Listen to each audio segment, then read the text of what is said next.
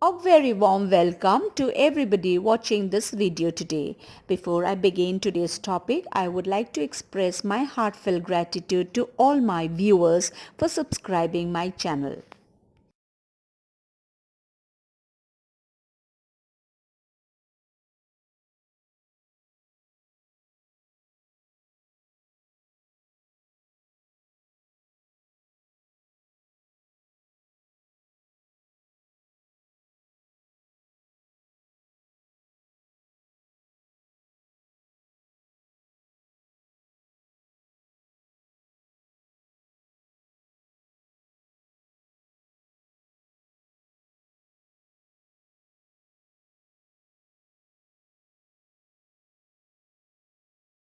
As you know, English is a foreign language and we need to practice it as much as possible to be able to speak like a native speaker. So in my video today, I will be sharing with you some very common English idioms with the meaning. So dear friends, try to use them as often as you can so that you can speak fluently and you can speak confidently and also you can speak like a native speaker. So try to use them, okay, in your day-to-day conversation.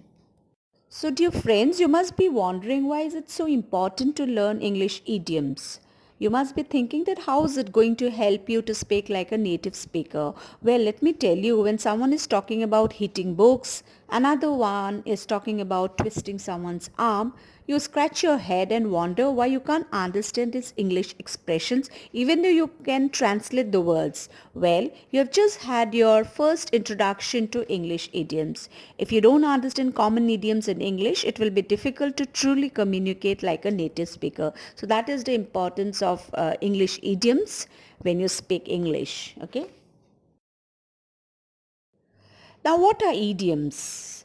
Let me tell you, before I share some very common and some very interesting idioms with the meanings, and also I have tried to use pictures for your better understanding of the idiom. But let me tell you what are idioms. An idiom is a phrase whose meaning isn't obvious from looking at the individual words. They are often so used in everyday English, and if you do not know them, it's almost impossible to understand the context. Learning idiomatic phrases and expressions helps to improve your speaking skills. The key to understanding English idiom is never to look at them or read them in a literal sense. The words just won't make sense together. Instead, you need to learn them in context so you can understand the true meaning, which means that the literal meaning and the actual meaning of the idioms are different. The literal meaning may be different, okay, they mean something else, but actually in the real sense it conveys a different meaning. So let's see what do they mean with some of the common idioms which we use in our everyday life. Let's begin with the first idiom, which is lost at sea, which means to be confused about something or to feel unsure about what to do. For example, I am lost at sea with this new system at work. I just can't understand it. So next time you're confused about something, you are not sure about what to do. So you can, instead of using all these, sentences or phrases, you can simply say, I'm totally lost at sea. So that would sound like a native speaker, and that would also sound as if you have a rich vocabulary. Okay, so try to make use of it. Well, this is a very common idiom, and I'm sure most of you know the meaning of it, which means to make a mountain out of a molehill. So don't look at the literal meaning. Nobody is asking you to make a mountain out of a molehill. The actual meaning of this is to exaggerate the severity of a situation. That means to make a simple thing more complex. Okay.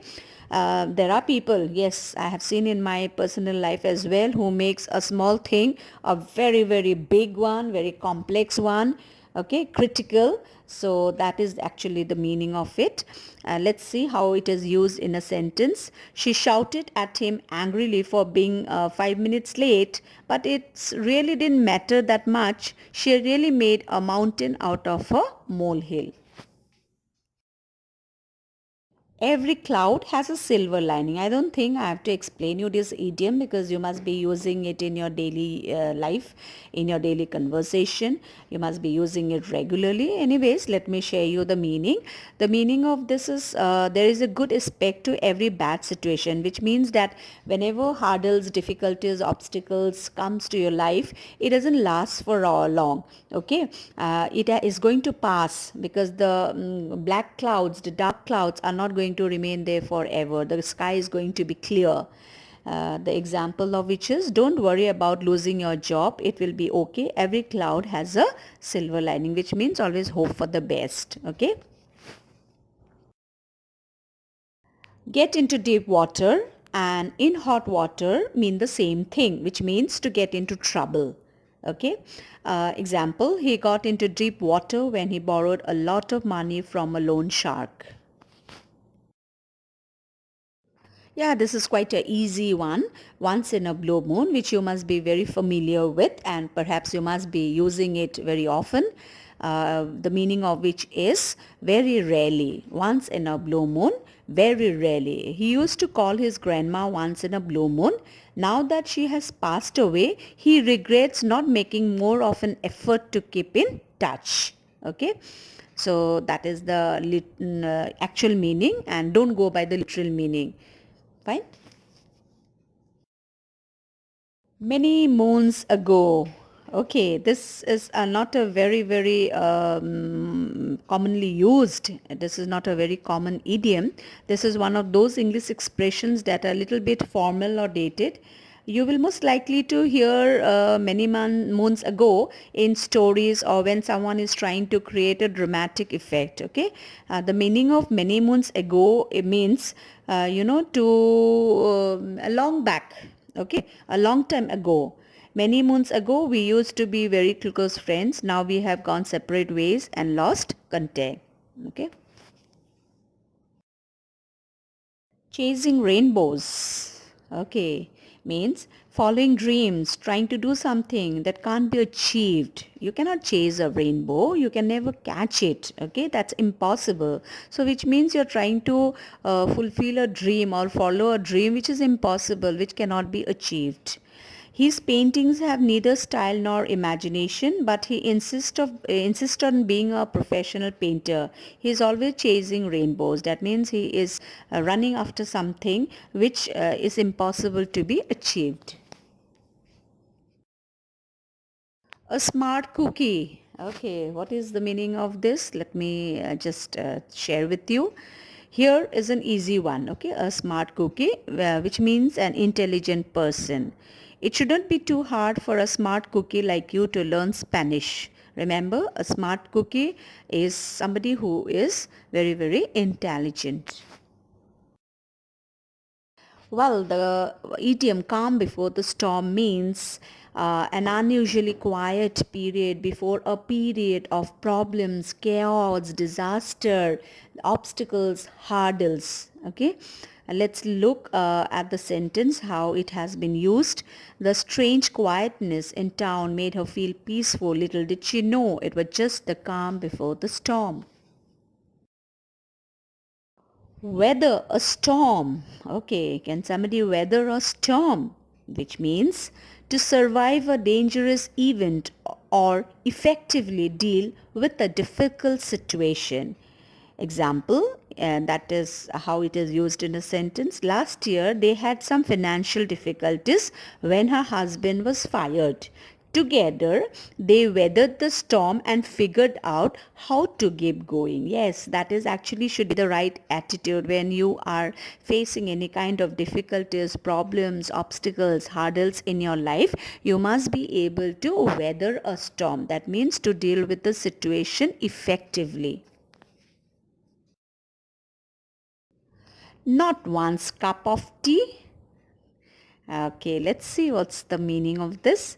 If something is not your cup of tea, it is an activity you have no interest in, don't enjoy, or you don't do well in. Okay, that means you are not good at it. You don't, maybe you are not good at that activity or skill you don't have, or perhaps you don't like it, or perhaps you're not interested in it, so you say that it's not your cup of tea. For example, personally, I'm giving you a sentence that maths, it's not my cup of tea, because maths I'm not interested in, I don't like that subject, I find it very difficult, so maths, it's not my cup of tea. Similarly, let's see an example that has been used here. Camping is really not my cup of tea, so I am going to visit my friend in New York instead. Fine. In hot water, yes, the meaning again means to be in trouble, to be in difficulty. And when you are in hot water means you are in serious trouble. You are really in a very bad situation. Fine. Example, my brother is in hot water for failing all his college classes. Okay. Okay, eat like a bird. You know, bird is a very tiny creature and it eats very less. So how much does a bird eat? Not very much, right? So to eat like a bird is to eat very, very little, to eat very less. Okay, the meaning is, I think, very, very clear. So if you eat very less, okay, if you are very conscious about your figure, about your weight, then you eat very less, right? So that is called, you can say that eat like a bird, which means to eat very, very less. Eat like a horse is exactly the opposite to eat like a bird. Bird eats very less, but here eat like a horse means to eat a lot, plenty, a large amount of food. Okay, so example, my mother has to cook a lot of food when my brother comes to visit. He eats like a horse. That means, again, I repeat, to eat a large amount of food, a lot of food, plenty of food. Not like eat like a bird who eats very, very less. Let's see what is the meaning of the idiom a piece of cake, which means a task or a job that's easy to complete or accomplish. Very, very easy task, okay, which you can do without any difficulty. I expected the English test to be difficult, but it was a piece of cake, which means the test perhaps went off very well, being very, very easy and very, very simple. Midas touch. I think you know who Midas was, isn't it? Midas was, let me tell you, was a king, and he was granted three wish. And after his two wish were fulfilled, his last wish was that he wanted everything that he touched should be turned into gold. Okay, because he was very, very greedy, very greedy. So God fulfilled his last wish as well. So whatever he touched turned into gold. The food which he touched when he was about to eat, that turned into gold. Even the water when he wanted to drink, when he touched it, turned into gold. So ultimately he realized his mistake, that he was too greedy.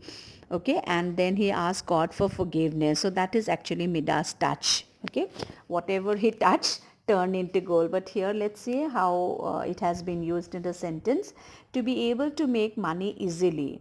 So this idiom comes from the story of King Midas, who turned everything he touched into gold. Let's see the example. Jane really has the Midas touch. Every business she starts become very successful. So Midas touch means somebody who, whatever that person does, okay, he's successful. It turns out to be profitable. It turns out to be a success. So that is called Midas touch. As cool as cucumber, this is a simile that has been used here, and the meaning of which is somebody who is very cool, somebody who is very calm, and somebody who is very relaxed. My friend is nervous about taking his driving test, but I am as cool as cucumber. That is a person who does not get tense, who is, no matter what the situation is, the person is always cool and calm and relaxed. A couch potato. Okay, you must have already got a hint of what the meaning would be by looking at the picture. You can see somebody watching TV sitting in the comfort of the sofa, not doing enough physical exercise. So definitely this person is going to gain a lot of weight and he's just going to become like a couch potato. So a couch potato refers to someone who spends a lot of time sitting on the couch watching TV. After my uncle retired from his job, he became a couch potato with very less activities. Okay, the person is very idle, has nothing to do, and doesn't like to do perhaps, and who lacks a lot of exercise activities, and that makes the person a couch potato. Born with a silver spoon in someone's mouth. Well, the meaning of this is somebody who is born into a very, very rich family, in a very, very wealthy family, a successful family. Okay, John was born with a silver spoon in his mouth. His parents brought him everything he wanted and sent him to the best private school. Why could the parents do this? Because the parents were wealthy. Perhaps the parents were very successful and very rich. So to be born with a silver spoon in one's mouth is to be born into a very, very successful, rich and wealthy family.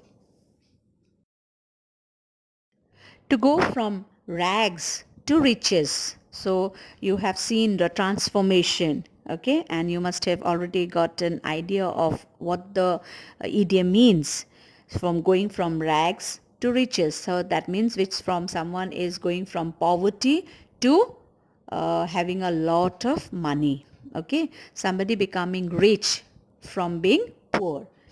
Example, actor Jim Carrey went from rags to riches. At one time, he was living in a van, but he continued to work hard and eventually became one of the highest paid comedians in the world. And yes, it's possible for somebody to go from rags to riches. Yes, that's possible. It's nothing impossible. If somebody is hardworking, determined, focused, okay, and then far sighted, yes, it's possible for him to or her to go from rags to riches.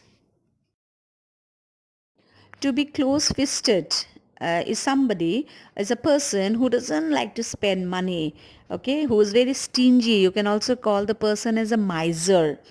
And so Carl is so close-fisted, he won't even buy snacks for the Christmas party. So he is doing that because he is stingy, he is a miser, and he doesn't want to spend money at all. So a person who doesn't want to spend money, who is stingy, who is a miser, you can call him to be close-fisted.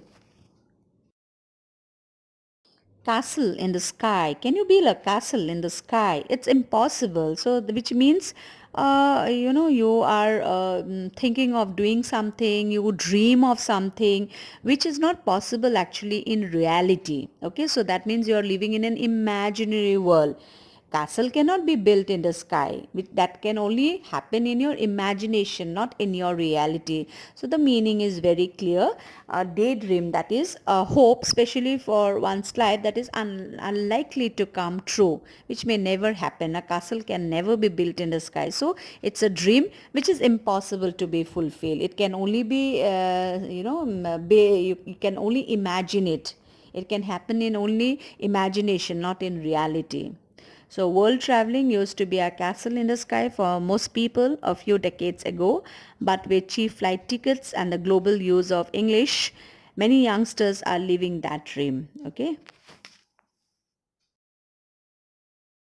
Down to earth. Yes, down to earth. We should be down to earth, very much down to earth. We should not chase rainbows. We should not build castles in the sky. We should be very much down to earth, which means somebody who is very, very practical, who is wise, who is sensible. Okay, so that person we call him to be down to earth. It's a stereotype, but Dutch people are known for being down to earth, who are very, very realistic, who are very practical, and who are very, very sensible, who never live in the fantasy world, in a world of imagination, those are the people, down to earth are the people who lives in the reality, okay?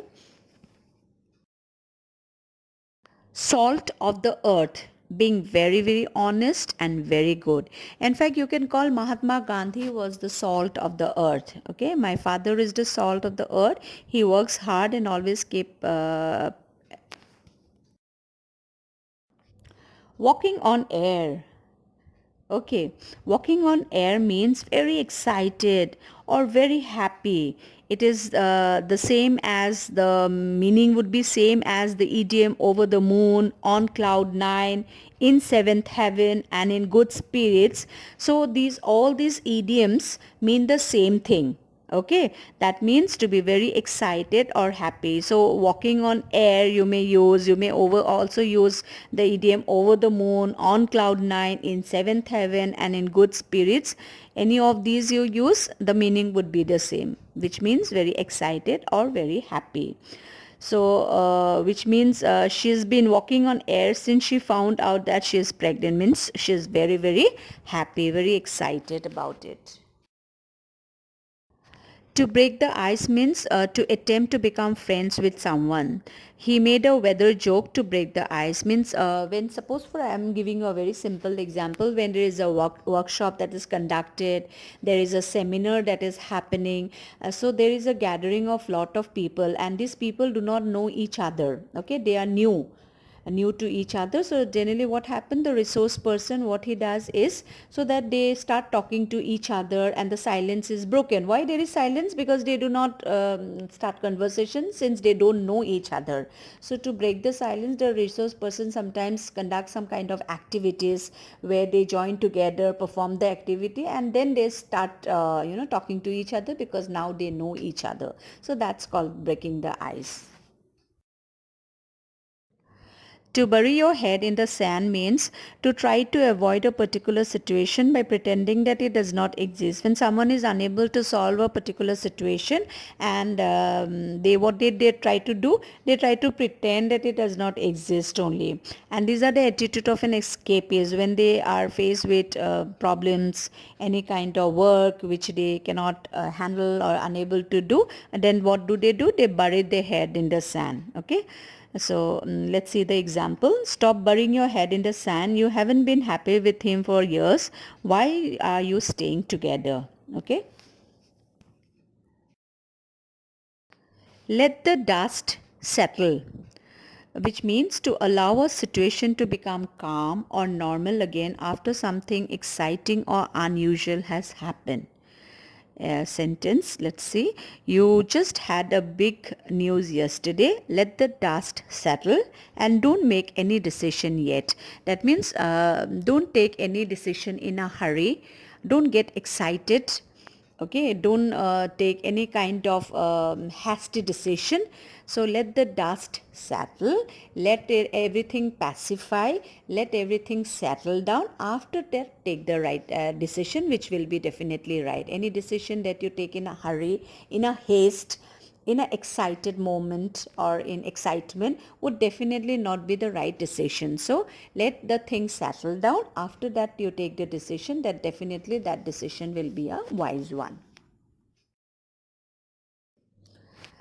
Clear as mud. The meaning of this idiom is not clear at all, not easy to understand, but you know it's so dirty, it's never clear, it's never clean. So the meaning of the idiom is not clear at all and not easy to understand. Example, he is a great scientist, but I find his explanation of bacteria and microbes as clear as mud.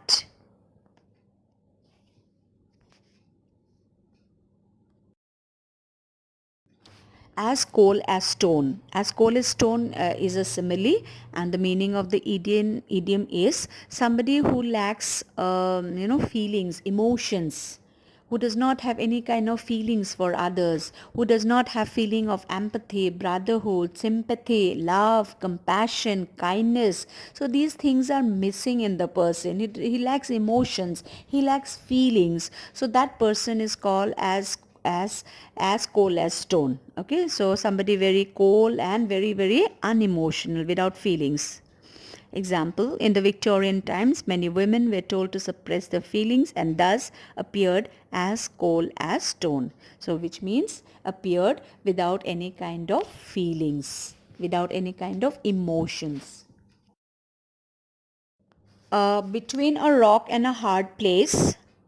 This is one idiom, and the meaning of the idioms, the lesser of two evils, between the devil and the deep blue sea, is also the same.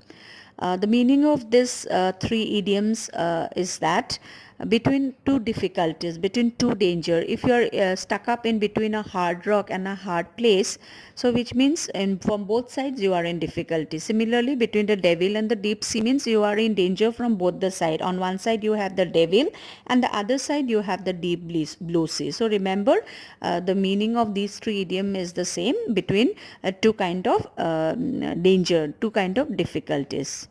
I can understand why she could not make up her mind about what to do. She is really between a rock and a hard place, which means between two difficult situations. Nip something in the bud. The meaning of this idiom is to stop a bad situation from becoming worse by taking action at an early stage of its development. Yes, that's the right thing to do before the situation becomes, goes out of hand, before the situation becomes worst. So to stop that at the initial stage. Fine. When the kid shows the first signs of misbehaving, you should nip that bad behavior in the bud. Otherwise, the child would continue his misbehaving, and definitely one day the child will become a very, very difficult child to handle. So when he shows the first sign of misbehavior, it should be stopped at the very, very beginning, at the initial stage, so that the child does not show misbehavior in future. To hold out an olive branch, I'm sure you know, olive symbolizes peace. Okay, so the meaning of the idiom is to offer to make peace with a rival or an enemy. After years of rivalry, when with her cousin, she decided to hold out an olive branch and to go have fun together. So olive, always remember, symbolizes peace. Fine. So to hold out an olive branch means to offer peace for a peaceful situation. The idiom beat around the bush means not coming directly to the point, spending a lot of time to get to the main point. And these people, when you talk to this kind of people who beat around the bush, it's very, very irritating. People will stop avoiding you if you cannot come directly to the main topic. You just waste a lot of time to get into the main point. Then you are actually wasting your time as well as the other person's time. So you have to be very, very specific. You have to be to the point and come directly whatever you want to say, okay, instead of beating around the bush. So let's see the use of it in sentence. I don't have much time, so stop beating around the bush and tell me what actually happened. Yes, students, please, when you write your answers, avoid beating around the bush. Come to the when you're writing your answers, presenting your answers, be very, very specific, to the point. Answer whatever you are asked, okay, and avoid beating around the bush. So friends, that's all for today. I'm sure you have learned a lot of idioms today. Some of them are, of course, I know, new to you, and some perhaps you already know them from before. Anyways, do keep using them as much as you can. And when you use these idioms, you will definitely sound smarter, and of course, you would sound much like a native speaker. So I'll be back again with more videos, and keep watching my videos. And if you haven't subscribed my channel, please do so, because I will be helping you to improve your English speaking skill and also to become like a native speaker. So do subscribe my channel. Also don't forget to press the like button. Okay, that's all for today. Once again, thank you. Have a great day.